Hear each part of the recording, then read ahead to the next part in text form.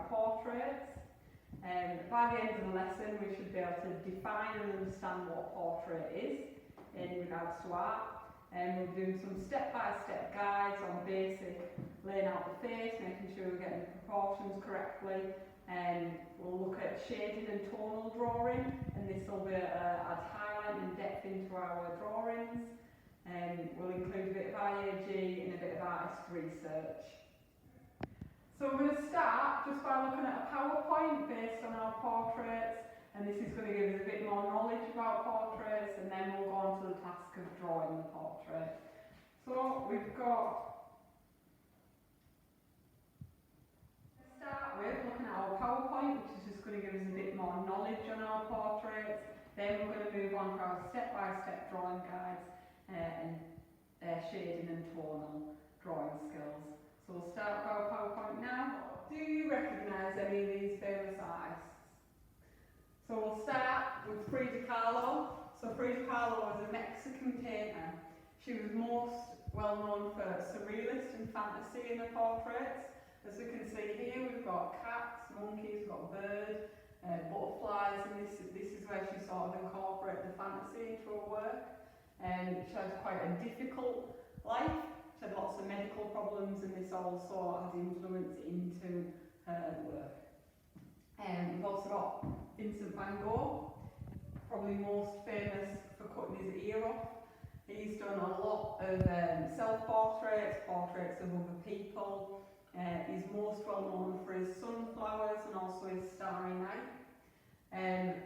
Van Gogh was actually posthumous artist. So during his lifetime, he wasn't really recognised for his art, but after death is when he became recognised. So in his lifetime, he created over 2,000 works of art. How many do you think he might have sold? He actually only sold one piece of art in his lifetime, and this was his Red Vineyard. We've also got Andy Warhol. He was most famous for his pop art. You might recognise his portraits of Marilyn Monroe, which he did in quite bright colours. He did multiple prints of these. Also his Campbell's soup. He does a lot of photography, self-portraits through that. Also looking at how artists portray emotions through the portraits.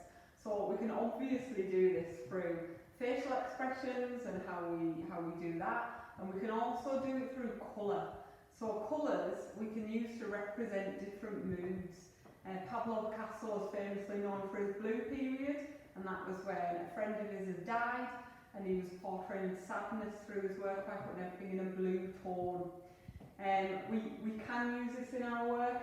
You can think about the different moods that link to colours. So we've got red, which can be linked to anger, yellow, which tends to be quite happy. We can get our greens and purples, which can be envious, even royal. Traditionally in painting, in portraits, people would get artists commissioned to do pieces where they'd want to show the wealth through that.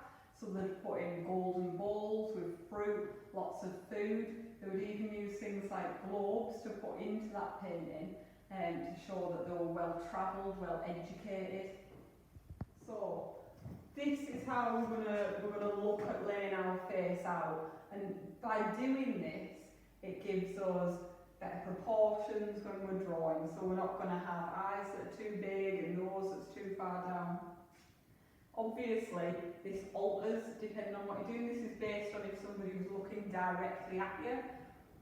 Normally that wouldn't happen. We'd have people looking different ways. There is ways that we can alter this technique. But right now we're going to do it just based on somebody looking directly at you. So we'd start by drawing an oval. About halfway down is where our eyes would sit. Halfway down from the eyes we'd have our nose. Halfway down from the nose we'd have our mouth. And then we'd centre our face here. We've also got the ears that will normally sit between the eyes and the nose. We've got to remember that this is basic. If we are drawing somebody, everybody looks different, and we'd have to look at the shape of different people's facial features, shading how we'd make it look more realistic in our work. What is a portrait in art? So this is generally, it's a painting, drawing or sculpture of a person. It's a piece of art that's been made of a person, and this is what we call a portrait. We're going to look at some of the features of the face. So we've got our nose. If we do it similar to how we learn out the face, you can start by putting lines in. Don't worry about putting these lines in, as long as we're putting them in fairly lightly, we can rub things out. You're going to add, this is where we're adding our shading, which is going to bring the drawing to life. We're going to add our highlighting and make it a lot more tonal drawing. In lots of noses, we'll start with the ball of the nose, and then you'll have your nostrils around it, and we'll go through this a little in more detail than I'm going to be drawing with you. Right, so now we've got our eyes. So we're going to start, we've got to remember firstly that our eyes are not round. So we've got similar like oval sort of shapes for our eyes. So we'll start with just a basic outline, and then we're going to move on to add more detail. You'll be adding your pupil and your iris. We always, on your eyes, just to give them a bit of life, we tend to leave a blank bit, and this is where the sort of light's reflecting off your eyes, and it will always be really white. And this does really help in supporting the shading of the eye. So we'll just go on, once you've got the basic shape there, then you're going to add more shading, and that's going to really make the eye look a lot more realistic. Our mouth, again, similar to the eyes and the nose, what you're going to do is you're going to start by putting your basic lines in. Obviously, again, this depends on how you want to draw your mouth. This one's smiling, we're showing our teeth. So you put your basic lines in, start with shading. The bottom lip always tends to be a little bit lighter than the top lip, and that's just because it gets more light hitting your bottom lip. Teeth, when we're drawing teeth, we can still shade teeth. Sometimes people want to leave them quite white, put like lines defining each tooth. We don't really want to do that. It gives it quite a cartoony sort of thing. If we're wanting to do a realistic drawing, you do need to be adding some shading, even in areas that you think are quite white. But now, we are going to try drawing our own portrait. So I'm going to show you, through the steps that we've just done there, on these, I'm going to show you how I would go through them with you. Through the steps that we've looked at on the PowerPoint, and I'm just going to show you how I would draw a portrait. And then, like you used to practice this at home, we can get an AQA award in creating a portrait for this. I'd like you to be exploring your tonal drawing, adding depth to the portrait and highlighting, because this really brings it to life and it'll move you up in your arrows.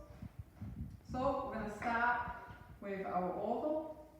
Now don't worry if you don't get this perfect first time. I always like to go around a few times. Remember that it's always based on whoever you're drawing anyway. So, and this is again what your rubber's for. It's fine to rub things out. If you're doing sketching, just do it lightly and then you're able to rub it out. So we've got our basic oval there that's fine. We're going to, about halfway down, can remember what sits on that line. Centre it as well, so we get everything in the right place. So on our halfway down line, this is where our eyes go. And remember, we don't want round eyes because our eyes aren't round when we look at them. So we're going to put in a sort of oval shape. Just doing some quite quick sketching. We'll add in our pupil. Remember to leave that bit of light there, which just adds some more texture. It makes it look a lot more real. Without that, you'd have quite a dull sort of eye, which we don't want. When you're doing your shading on the eye, I'd work in a circular motion, so you're getting the textures in there of the eye and how the eye looks. Tends to be a lot dark around the outside, but again, it depends on the person that you're drawing. We're also going to add it darker on the top where your eyelashes would be. On the bottom, got our eyelid in here, and we'll put a few eyelashes on. So I'm not going to go into too much detail because I'm going to want you to explore this a bit further. So we're then going to think about how we'd have our shading around this, where your eyebrow would sit. So just above the eye, just going to put this lightly on so you can always change it, rub a bit out, add a bit more, do it a bit darker when you're pleased with where it all is. And then remember, we'd be doing our shading all on there. You can rub to help blend, so it helps it blend into the page. If you've done anything a bit too dark, you can always rub out a little bit, and that'll just highlight it. So our next line down, I'm just doing half the face, just to cut down on time. You can see how we're doing it on one side, and then you've just got to mirror that to the other side. So our next line down, about halfway down from the eye to the chin, and we'd have our nose. So we'll start with that ball, and then from that you'll add on your nostrils.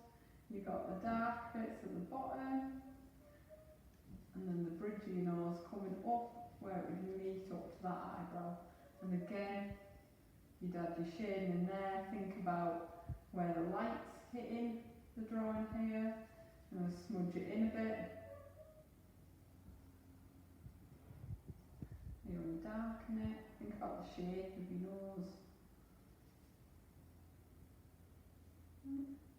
So for now, it needs more shading, but we're going to move on to the mouth. So again, about halfway down again, we've got that mouth. I'll do closed mouth this time. Do our bottom lip. 3 curves. It's quite a simple way of doing the mouth, so a bit like quite flat ends. Our top lip's going to be a bit darker. And our bottom, but we are going to have that shade in the bottom lip. You can then start thinking about where else you're going to sort of add your shades and your tonal drawing into this. So think about how the face is laid out. Got your dip here, it's a bit darker on your chin. You're going to add in your cheekbones, all the shading on the sides.